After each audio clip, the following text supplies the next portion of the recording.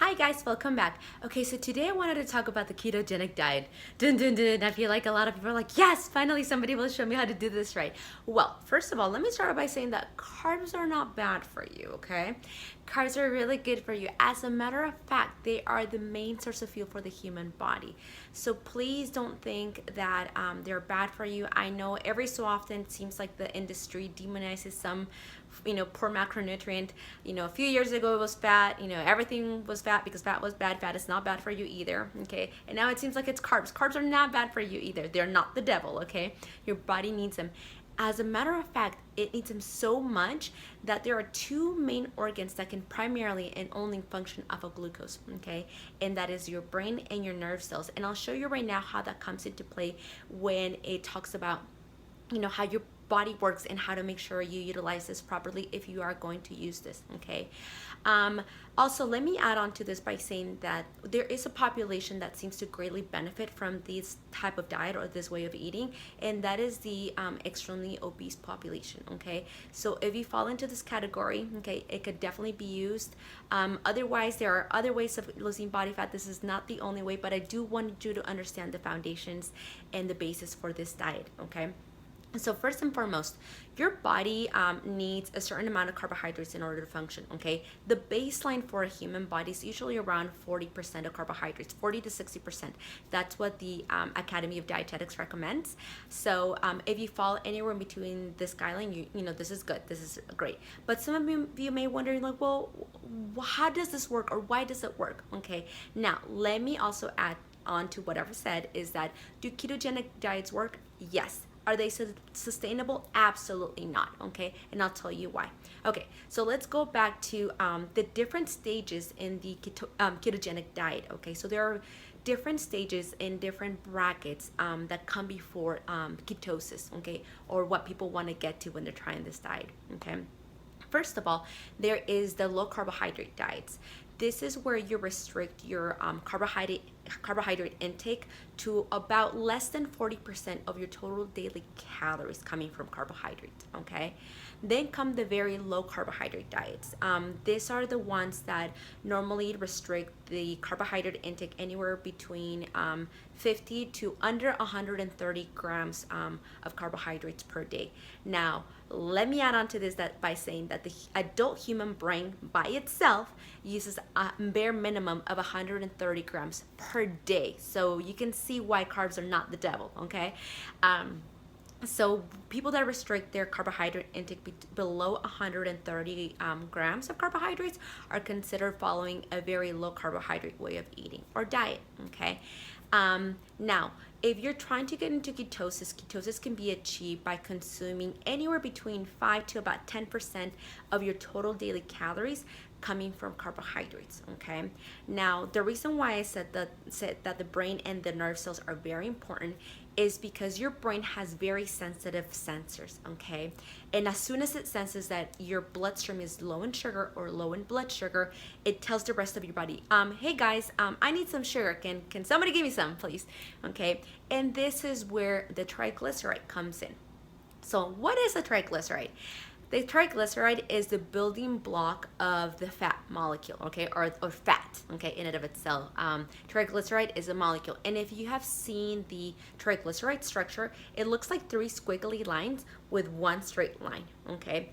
Now, when your brain senses not enough sugar, okay, it tells your body, hey, break this up and give me some sugar out of it, which it can. Out of the triglyceride molecule, the glycerol backbone is what can be made into glucose, okay? Now, remember that I said that the glucose was the foundation of energy? This is because the glucose molecule can be further broken down into something called ATP, or adenosine triphosphate, okay? And we want to make sure we supply our brain and our nerve cells with enough glucose, because if not, we die. So it's very important that we do so. All right, so going back to the triglyceride molecule, right? So once your brain senses not enough fuel or not enough sugar, it go ahead and tells it, okay, let's break it out. Now, what you're left of, these 3 little squiggly lines, are called the free fatty acids. these little squiggly lines can be taken into different parts of the body to be broken down for energy.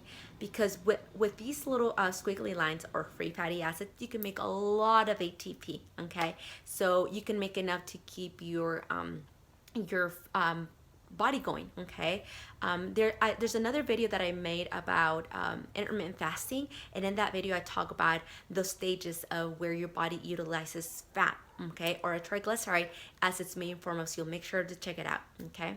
Okay, so going back to this, okay? Now remember, the main reason why this works is because you're putting your body into what's called a metabolic shift. And this is what people talk about. Well, my body went from using carbs as fuel to fats as fuel, okay? Not your entire body, but the majority of it, okay?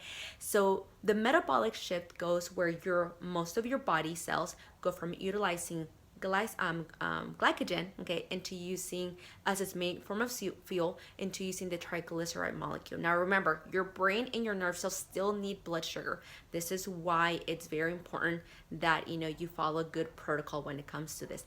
I partner up with different medical doctors and other registered dietitians, and when we do have a client that wants to try this, we first advise that they get medical clearance for it, because it can be very dangerous.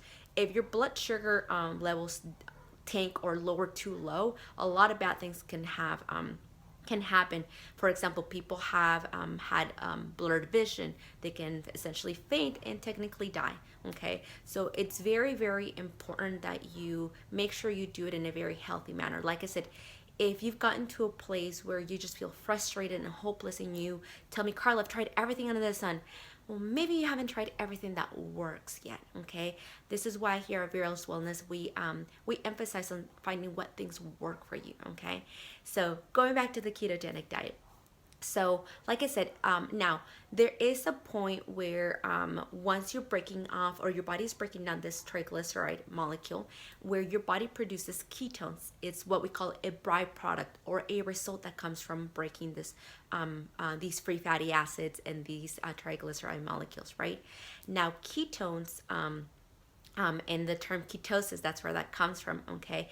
It's where you have enough of these byproducts roaming around that let your body know, hey, okay, the brain is being taken care of, the nerve cells are being taken care of because of that glycerol backbone, okay? Now, remember, it takes a while for people to get into ketosis. It doesn't just happen right away. It takes about approximately 2 weeks, right? Because in our organs and in our muscles, we have something called glycogen. And glycogen is like a prepackaged form of glucose, okay? And your body utilizes that first before it goes on to tapping into your body fat, okay? So make sure you remember that. Don't think that because you've tried the ketogenic diet for a week, you lost body fat. You haven't. A lot of that weight comes from losing water weight, okay, because you no longer have carbohydrates, specifically starchy carbohydrates, inside of you, and or glycogen, because glycogen also attracts water molecules, okay? So this is one of the major reasons for that initial weight loss in the ketogenic diet. So don't let people trick you, okay? So now going back to it. So once you do that, make sure, like I said, you watch out for different signs. This metabolic shift, it's not easy on the body, and technically it's not normal. You're doing something that goes against nature, okay? As far as I know, 2,000 years ago or whatever we were created, your body still utilized glucose as its main source of fuel, okay? If you're doing it in terms of disease, make sure you consult with your medical doctor and a registered dietitian to make sure you're doing this properly, okay? I hope this helped, guys. If you guys have any questions about the ketogenic diet or anything else, this video was made as a response to Diana Arevalo. Thank you, Diana, for inquiring about the ketogenic diet. I'm gonna go ahead and try to make videos based on what you guys ask me about, because remember, this is your channel. I'm just here to give you guys the truth and the science behind how the human body works. Have a great day.